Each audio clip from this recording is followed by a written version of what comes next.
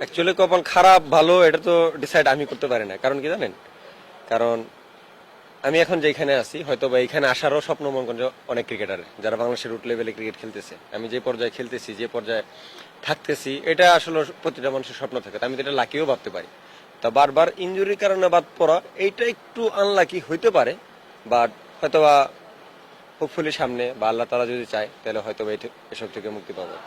তারা অবশ্যই এটা ব্যাটসম্যানরাও বলে যে আমাকে একটু তাদেরকে আমি ট্রাবল দিতে পারি, বা তারা আমাকে ওইরকম ব্লাফ খেলতে পারে না কিংবা ব্লাইন্ড খেলতে পারে না, তাদের একটু ট্রাবল হয় এটার জন্য। এটা খুব ভালো লাগে অনেস্টলি।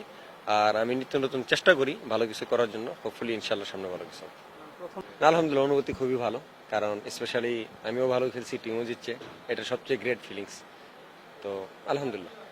প্রথম 2 ম্যাচে 2 উইকেট, আজকে তিন ম্যাচে 5 উইকেট, ইকোনমিটাও প্রায় 6-এর কাছাকাছি। নিজের বোলিং নিয়ে ঠিক কতটুকু সন্তুষ্ট? আসলে এখনো সন্তুষ্ট হইনি অনেস্টলি যেটা, কারণ লাস্ট 2 ম্যাচে আমি 3টা 4টা করে বাজে বোলিং করছি। আজকে ম্যাচে হয়তো রেডিউস হয়ে একটাতে আসছে। তো আমি চাই যে ব্যাটসম্যানরা মারতেই পারে যে কোনো সময় অনেস্টলি। আমি চাই যে আসলে অ্যাটলিস্ট বাজে বলটা যতটুকু কমানো যায়। তো আজকেও ম্যাচেও আমার একটা বাজে বল হয়েছে, তো হোপফুলি নেক্সট ম্যাচে হবে না। যখন কোনো ম্যাচে আমার বাজে বল হবে না, ওই দিন আমি খুশি থাকবো। আলিসাল ইসলামের আসলে কপালটা একটু খারাপ কিনা, জাতীয় দলে সুযোগ পাওয়ার পর ইনজুর্ড হয়ে গেলেন, এরপর লম্বা একটা সময় আবার ফিরলেন, সো একটু আফসোস হয়। অ্যাকচুয়ালি কপাল খারাপ ভালো এটা তো ডিসাইড আমি করতে পারি না, কারণ কি জানেন? কারণ আমি এখন যেখানে আছি হয়তো বা এখানে আসারও স্বপ্ন মনে করেন যে অনেক ক্রিকেটারের, যারা বাংলাদেশের রুট লেভেলে ক্রিকেট খেলতেছে, আমি যে পর্যায়ে খেলতেছি যে পর্যায়ে থাকতেছি, এটা আসলে প্রতিটা মানুষের স্বপ্ন থাকে। তো আমি তো এটা লাকিও ভাবতে পারি। তা বারবার ইনজুরির কারণে বাদ পড়া এইটা একটু আনলাকি হইতে পারে, বাট হয়তো বা হোপফুলি সামনে বা আল্লাহ তাআলা যদি চায় তাহলে হয়তো বা এসব থেকে মুক্তি পাবো। এনসিএল টি-20-তে শুরুটা ভালো হয়েছে, সামনে বিপিএল আছে, কি মনে হয় এই 2টা টুর্নামেন্ট দুর্দান্ত করতে পারলে আবারও জাতীয় দলের দরজা খুলে যেতে পারে কিনা আপনার সামনে? এখন জাতীয় দলের দরজা খুলবে কিনা তা আমি জানি না, কিন্তু এই টুর্নামেন্ট দুটো ভালো করতে পারবো কিনা এইটুকু হয়তো বা আমি ট্রাই করতে পারি। তো ইনশাল্লাহ ট্রাই থাকবে সবসময় যে এনসিএল টি-20 টুর্নামেন্টটা ভালো খেলার জন্য, এমনকি বিপিএলটা চমৎকার খেলার জন্য। এটাই আমার আসলে একটা গোল। তো ন্যাশনাল টিমের ব্যাপারটা হচ্ছে আলাদা ব্যাপার, ন্যাশনাল টিম তো ন্যাশনাল টিম, ওটা বেস্ট। তো প্রত্যেক প্লেয়ারের স্বপ্ন থাকে, আমার স্বপ্ন আছে ইনশাল্লাহ যদি সুযোগ পাই খেলবো। এইসব উইকেটে আসলে স্পিনার যারা আছে, ব্যাটারদের সামনে তাদের বল করাটা আসলে অনেক বেশি চ্যালেঞ্জিং। সো আজকে এত ইকোনমিক্যাল বোলিং করলেন, আজিজুল হাকিম তামিম দুর্দান্ত খেলছিল, তাকে আউট করলেন।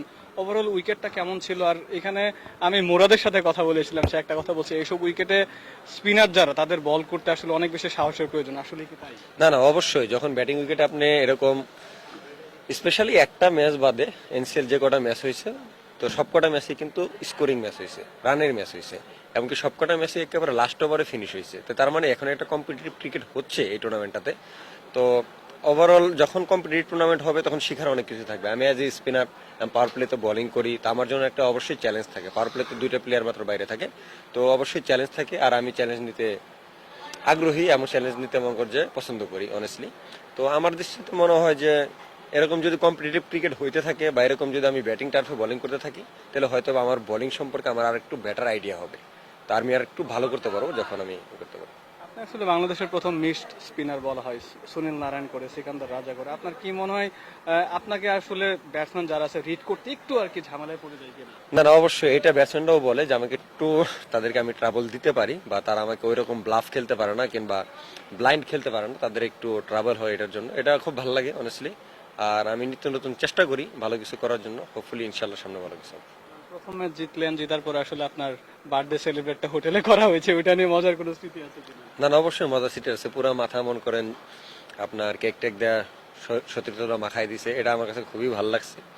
তো তো বলে এটাই হচ্ছে মজা, টিম একটা স্পিরিট, সবাই এমন করে যে আমরা এক আছি, একভাবে এমন করে খেলতেছি, একটা টিমে খেলতেছি, একটা উদ্দেশ্যে খেলতেছি, তো বলে ইনশাআল্লাহ ভালো কিছু হবে।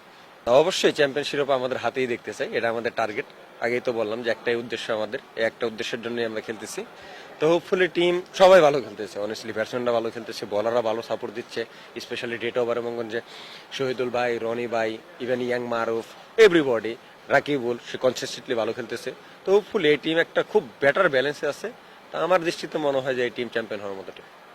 অবশ্যই আমি বিপিএল এ দেখতে চাই।